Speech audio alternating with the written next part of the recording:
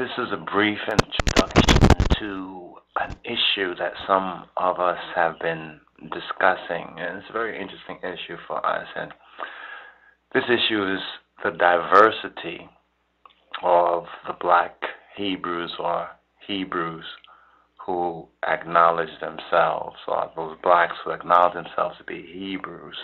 That there's a diversity, a great diversity actually. I don't think it has actually been really seriously looked at, especially amongst those who are not Hebrews or those who don't regard us as Hebrews, because there's many people who would say that we as blacks in the West are not Hebrews, and that's a different sort of discussion and even a debate. That's on a different sort of level. What we want to just introduce here, and this is just a brief introduction, is the diversity of black Hebrews, or the black Hebrew diversity, that we as black Hebrews are diverse.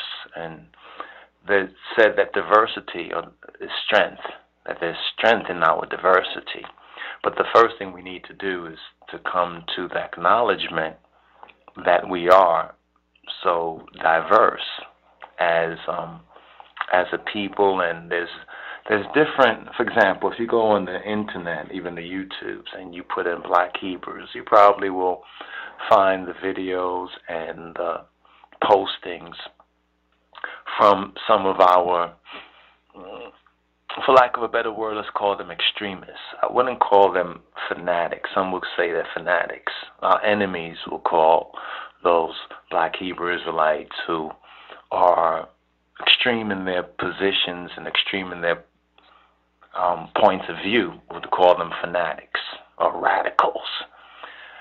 I think that we live in radical times. We live in extraordinary times. So therefore it says that extraordinary measures, extraordinary times require, and they call for extraordinary measures. So we live in extraordinary times or radical times. Therefore, some people will be radical. There are people who are radical about their support of America, even fanatical, and radical about, Western culture and democracy and so forth and so on. These are things they believe in, and they're not willing to take or accept any quarter to that. So we as black Hebrews, and we use this term fairly loosely, but so that the listener can understand who we're speaking about in a general sense, because there's a lot of details that are often avoided in this discussion of black people, or so-called African Americans, or the descendants of the enslaved Africans, or of the black Hebrews who were brought over here to the West. And we have many different, for lack of a better word, some will call it groups. We'll use the terminology camps. They're in different camps, and there's different points of view concerning our Hebrewness. And we need to really, first of all, as black Hebrews, or Hebrews who are called black people, we need to first of all acknowledge this, and not to become polarized against each other. And this is not saying that we're going to get to a point where we all will agree absolutely on all things as Hebrews. But the first thing we have to acknowledge is our diversity. And coupled with that is the strength that there is in diversity. And I personally have come to the acceptance and acknowledgement that this is all part of the Almighty's will for us as a people, especially in the diaspora, that we do have such diversity, that we are not a so-called monolith. Even if you just look at the basics, there's the Beta Israel, and there are 12 tribes. Could this diversity of us be the different tribes of the Hebrews in another way of interpretation, in another way of manifestation? This all should be considered. But the basic subject matter, the basic point of this particular posting is to point out our diversity as black Hebrews and the black Hebrew diversity. That we have like we said already, we have those who may be considered to be more extremist amongst us, or fundamentals, or even more radical. The word fanatical, let's not use that even when we speak of certain groups that are very much extreme, because people don't understand what even fanatical actually means, until we can get to the root of these meanings. We shouldn't really use them, especially about our own people, even if our own people may not accept us. I just laugh because it's interesting that we have those black Hebrews who would say we as Ethiopian Hebrews are not really Hebrews, and then vice versa, so forth and so on. But that's just Satan. That's just the adversary and the enemy attempting, once again, even from within us, amongst us, to divide and conquer us. You see, if any of the various camps and groups and schools of thought of Hebrew Israelites are not willing to acknowledge that there are other camps and groups of Hebrew Israelites that have chosen or have accepted certain facts or certain interpretations concerning who we are that may differ from their particular group or camp, we cannot disavow them as children of Abraham. We can't disavow them as descendants of Israel. What we must seek to do is, first of all, to recognize our diversity. First of all, recognize it. Do our best to even, let's take a look at this diversity. For example, on the Wikipedia page, if you look up Black Hebrews, and there's another page I think is called African Hebrews or African Israelites, you might find a little bit posted concerning some of the patriarchs or the ancestors of this movement, some of the first brothers who were the first proclaimers of this identity, such as Brother Crowdy, and we have Wentworth Arthur Matthews, known to some of us as Rabbi Matthews. Then we come further down to the modern times, the later times, and we have ones like Ben Ami. We also have like the Yahweh Ben Yahweh. And if we continue, we have some of the more moderate. We have our moderates like Michelle Obama's, the president's wife's cousin. I think he's a cousin once removed, they say. What they call Rabbi Funay. He's one of the more, we may term him more of the more moderate Israelites. Some would say middle of the road. Black Hebrews. And then, of course, we have our more extreme, the extreme vanguard of the Hebrews, those brothers that may be in Times Square or may gather in some of the grand concourses and just give it to the people, and even to us too, because they're ignorant about the half of the story, the other half. They're ignorant about some of the other Israelites. They are so caught up in the fact that they can identify with our Black Hebrew, our Hebrew identity, that they will willingly ignore those of us who may be more refined in our knowledge and definition. We include and are inclusive of the basics that they hold to. But we basically say we have to continue to grow to recognize the great diversity of the Black Hebrews. And this is why I think such a post is not only timely, but very important for us, especially in this present time that we're in.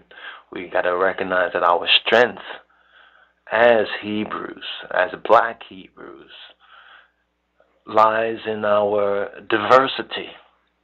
And to begin to recognize this diversity and really check out what certain different groups or camps really think and why they have the particular interpretations they do, and to find points of common ground among the Hebrews, the black Hebrews in particular, in the West, because it's very important.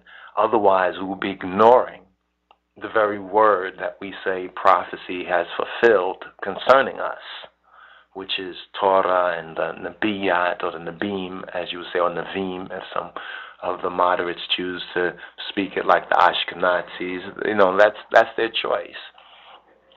But we need to recognize our diversity. So this is an introduction to hopefully a more expanded dissertation and thesis concerning the black Hebrew diversity and the diversity of we as the Falashas, or the exiles, those who are exiled in the Western Hemisphere, because it's true that strength, and our strength in particular, lies in our diversity. And once we come to that recognition of our diversity and learn to have a more family orientation, just like the 12 tribes, they all wasn't from the same tribe, and not just look at the tribe in the narrow sense of some interpretations, but look at one form of the manifestation of us being in many tribes, or 12 tribes, is the fact of our diversity. See, our diversity, the different Hebrew Israelite groups, are the different Hebrew Israelite groups is the manifestation of this diversity. The fact that there are 12 tribes, and the fact that there are different groups. This is proof positive, but each group, or many groups, should we say, are saying that, well, we are the real Hebrews, our group, our camp, and the next camp or group is not, because if they're not down with us, then that means they're not really real.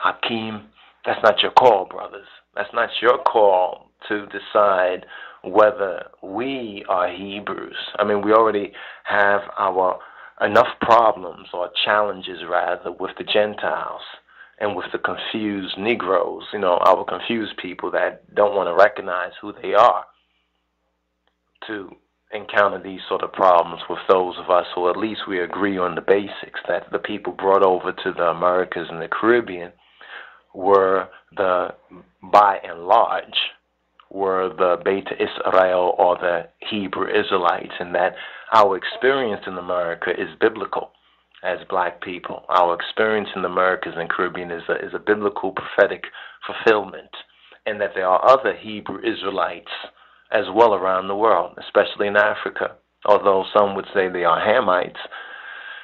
That's one interpretation which is heavily influenced by European bias and by the European mind and the European interpretation of our scriptures. While we were lost, they came into our scriptures and basically have interpreted certain things which really favor their worldview. And some of us, in reclaiming our culture and our heritage, have had to go through a lot of their research, and some things we have not weeded out properly. We have not sifted. We have not gleaned properly, and we need to, regurgitate, just like that. The clean animals, we need to regurgitate it and chew it again, and chew the cud, and to meditate on this. So, brothers, I hope that you are able to consider this very important issue, our diversity. And though you may belong to one particular group, and and the other brothers may belong to another group, please open your eyes. Don't remain blind. Recognize our diversity. Just like there are 12 tribes of Israel, do not just think that the 12 tribes mean that you are from a particular nation only, because we have to understand the levels of interpretation of Scripture. Yes, there's the literal level, you understand, but then there are the other levels of interpretation that equally applies. Otherwise, you're not really worthy to carry this word, you see. So we have to recognize that, not just looking at the natural interpretation, but also look at the spiritual interpretation of this matter, that some, though recognizing they are Hebrews, in spirit they are with one particular group of Hebrews or those who recognize that they are Israelites, but the commonality, the common ground, the commonwealth that we share must be protected and must be valued, and that is our identification of ourselves in this diaspora as Hebrews and as Beta Israel or Yisrael in this present time, in this dispensation. So, more to come. This was just an introduction. Sorry if I've been a little bit long-winded on this particular subject matter right here, but the diversity, our diversity, is something that is close, near, and dear to I and I hearts. And we looked around and didn't really find too many of us talking about that. You know, we're being radicalized against each other. We're being divided and conquered against each other when really we're all in the same boat and the same situation, especially as recognized Hebrews, as ones who recognize themselves as Hebrews. That already separates us from the Goy and the Goyim and the nations, the other nations. Now, in our nation, we got to see who's who, you understand, and begin to have some dialogue, constructive dialogue with each other, you understand, and even have some sort of honor, some, as we used to say in the world, a respect for the fact that these brothers, if they acknowledge they're Hebrews, that automatically shows that they must be on some higher level. Now we have to then decide and discuss, well, what are you talking about? And how come you don't recognize, say, for example, let me say, us as Rastafari, you understand, who acknowledge ourselves as Hebrews? Why don't you acknowledge the King of Kings? And let's discuss these things. Let's work these things out. All right? So, more to come. Hopefully, Yah willing. Stay tuned. Give thanks. Shalom.